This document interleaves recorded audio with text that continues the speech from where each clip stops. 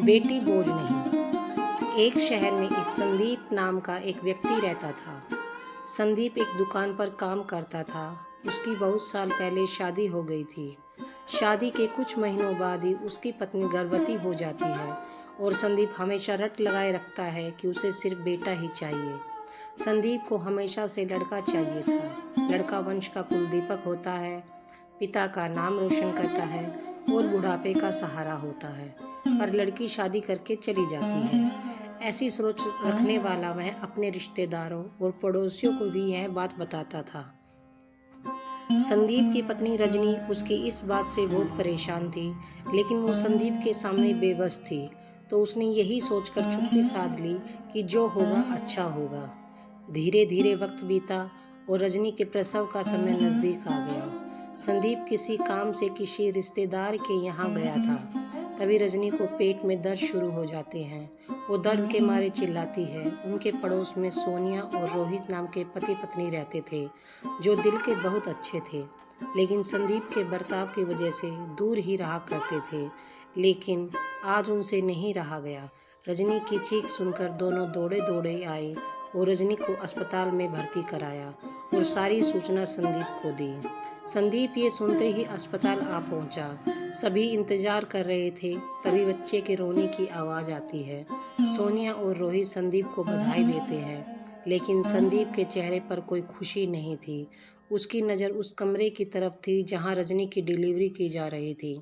तभी नर्स बाहर आती है और बताती है कि लड़की हुई है। ये सुनते ही संदीप अपना सर पकड़ जाता है और गुस्से में बोलता है, नहीं नहीं, मुझे ये नहीं चाहिए।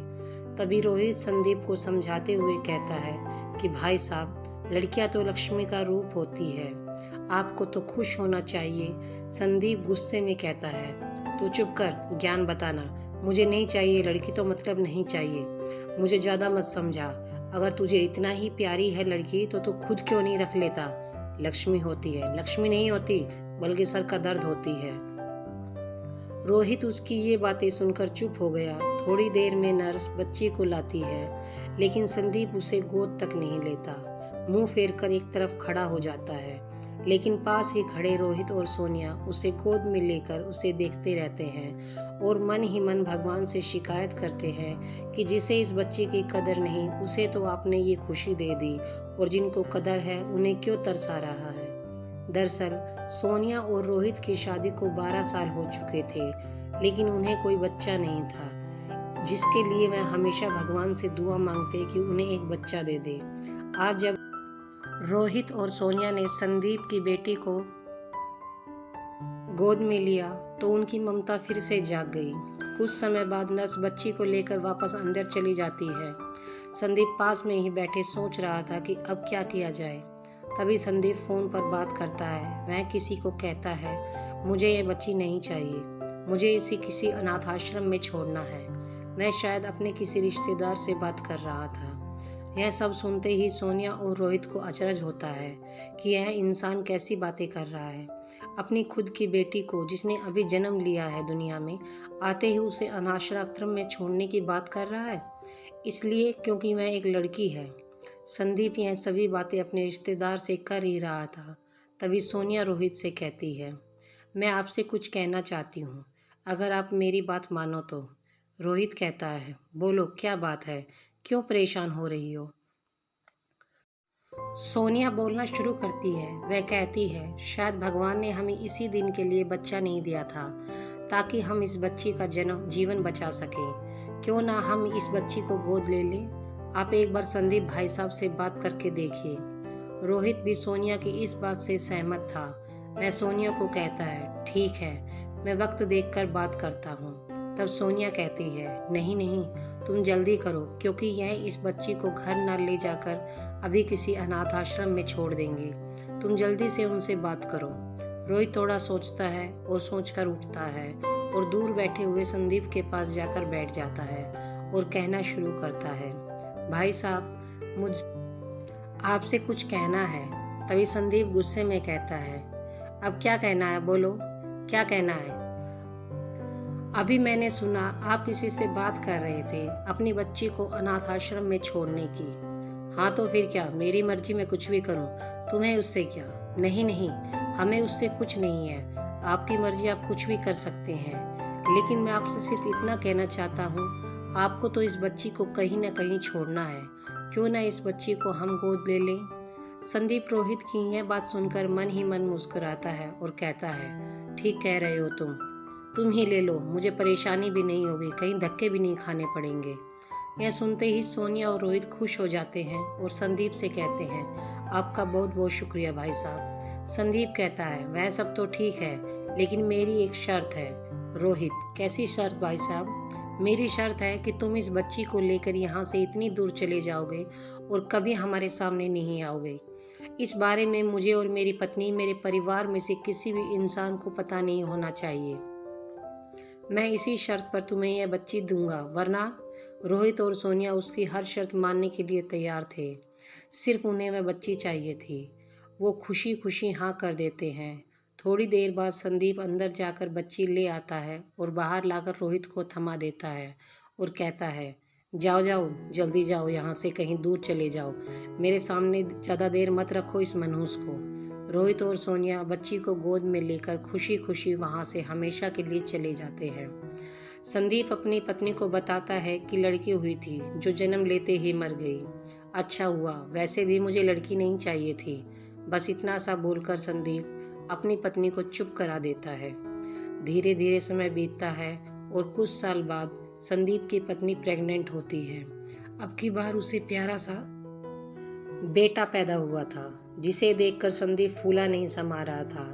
वह उसे बड़े प्यार से गोद में उठाता है और पूरे परिवार और अस्पताल में मिठाइयाँ बंटवाता है और खुशी मनाता है। कुछ समय बाद फिर संदीप की पत्नी प्रेग्नेंट होती है और एक और बेटे को जन्म देती है।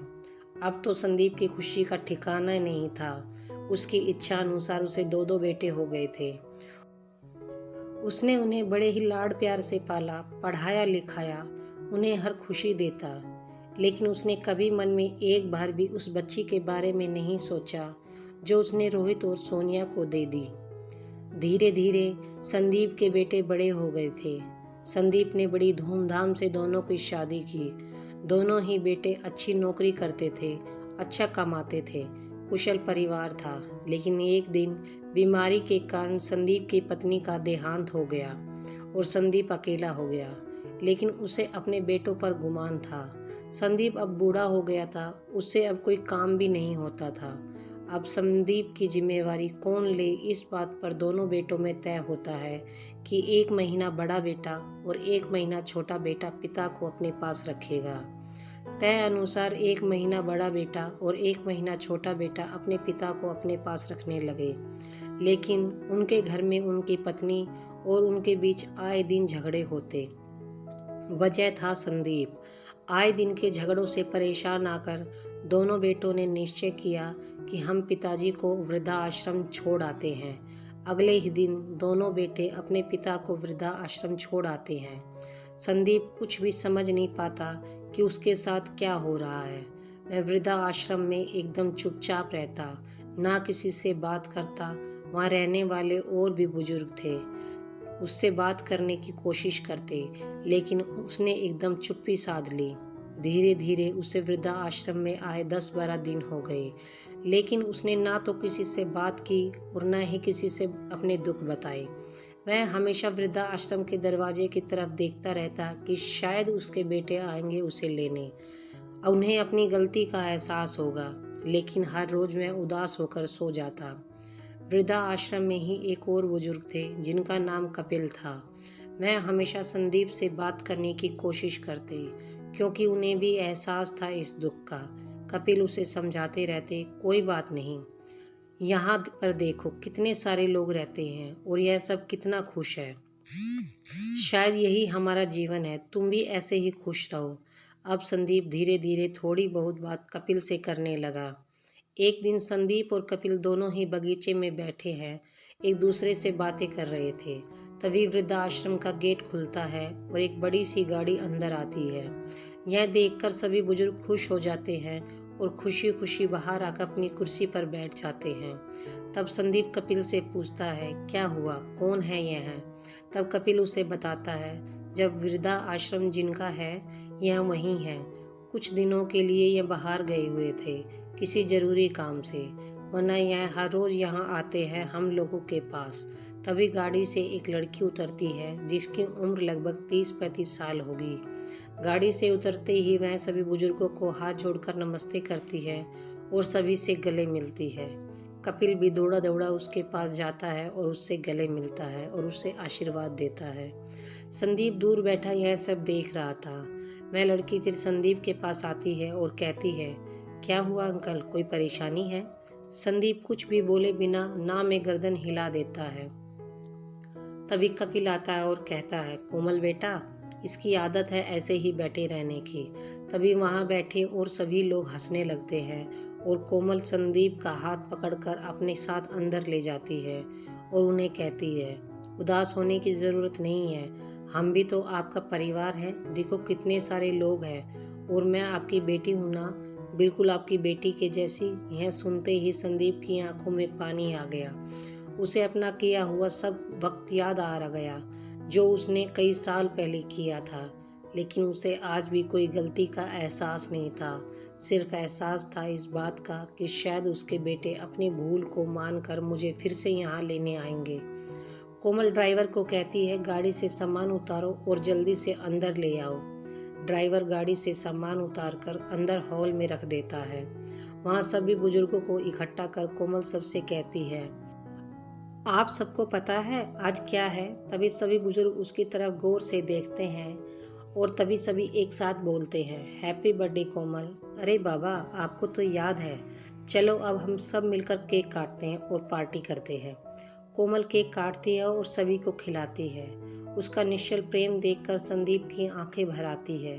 वह सभी से इतने प्यार से बातें करती है, सभी की कितनी मदद करती है।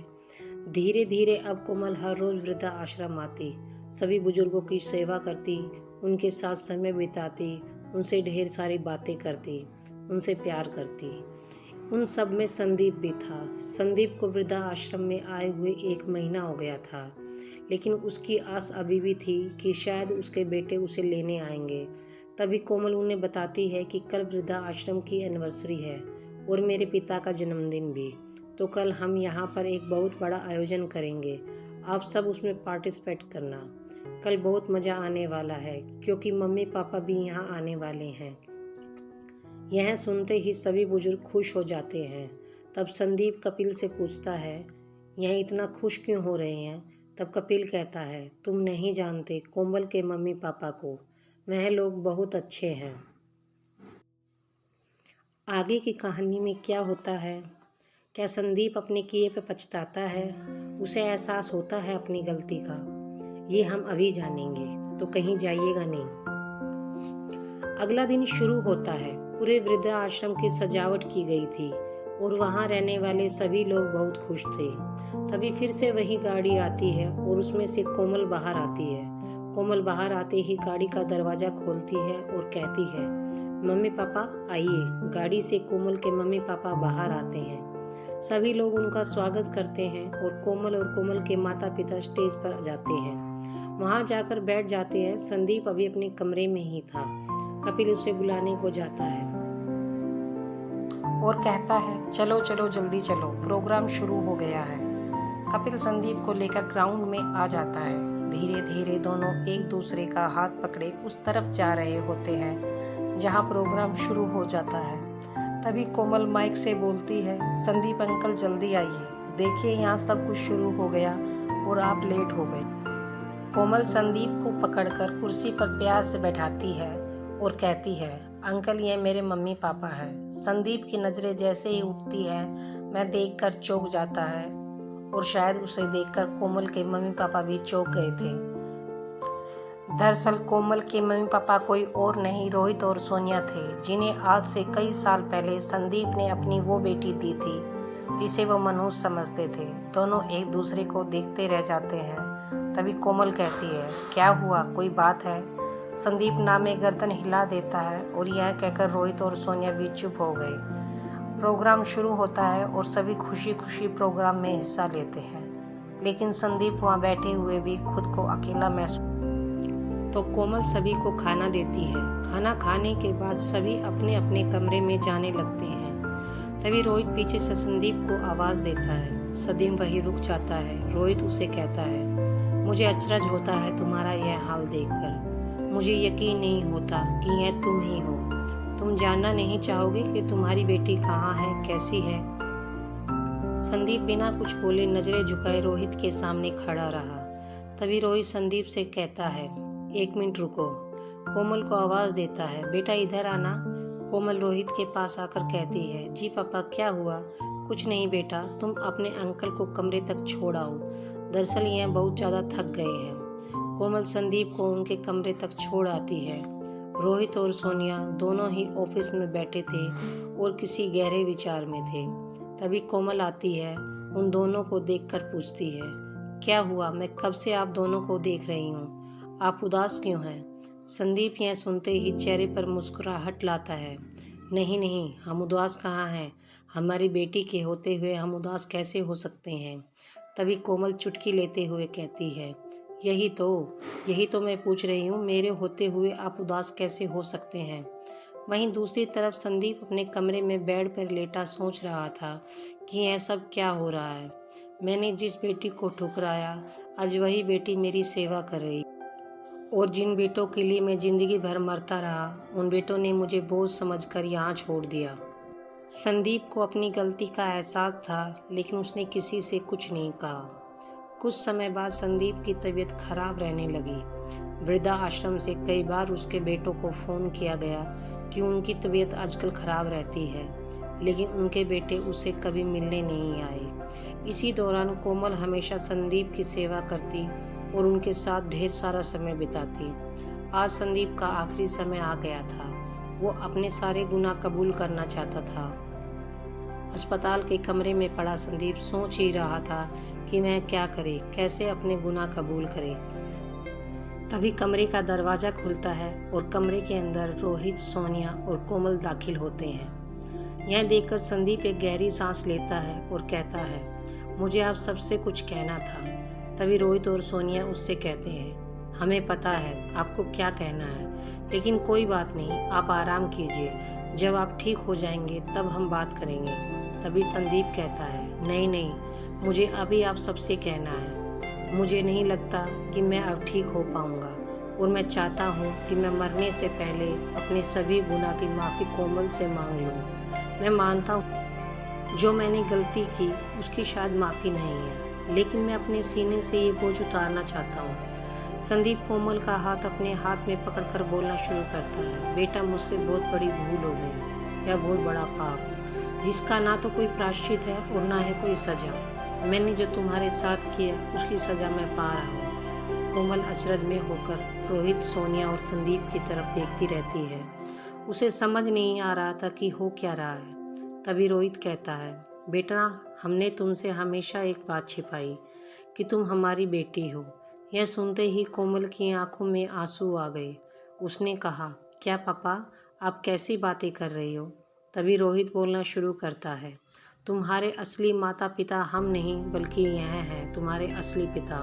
और रोहित पूरी बात कोमल को बता देता है। कोमल यह सब सुनकर रोई जा रही थी। उसे यकीन नहीं हो रहा था, जिस पिता ने, जिस माँ ने उसे इतना संभाला, इतना प्यार दिया, वो उसके असली माता पिता नहीं है। और जिस इंसान ने मुझे बेटी होने के कारण ठुकरा दिया, वह मेरे पिता है। कोमल खुद को संभालती है और संदीप से कहती है, आपने जो किया वह आपकी गलती थी, लेकिन आपने जो मेरे साथ किया उससे आप मेरे पिता कहने लायक नहीं। मेरे पिता हमेशा यह रहेंगे जिन्होंने मुझे प्यार किया, मुझे संभाला, मुझे पाला। उन्होंने मेरे लिए हर दुख उठाए, तो मेरे माता पिता हमेशा यह रहेंगे। आप वृद्धाश्रम में रह सकते हैं, लेकिन अन्य बुजुर्गों की तरह। और कोमल वहाँ से चली जाती है। कुछ समय बाद रोहित और सोनिया भी वहाँ से चले जाते हैं। आज संदीप के सीने से वह भार उतर गया था, जिसकी उसे माफ़ी मांगनी थी। माफ़ी तो उसे नहीं मिली थी, लेकिन उसने कहकर अपने सभी भार को कम कर लिया था। अगले दिन जब कोमल और कोमल के माता पिता अस्पताल पहुंचे तो संदीप वहाँ नहीं था। अस्पताल के स्टाफ से पता चला कि वह कहीं चले गए हैं। संदीप कहाँ गया यह किसी को खबर नहीं।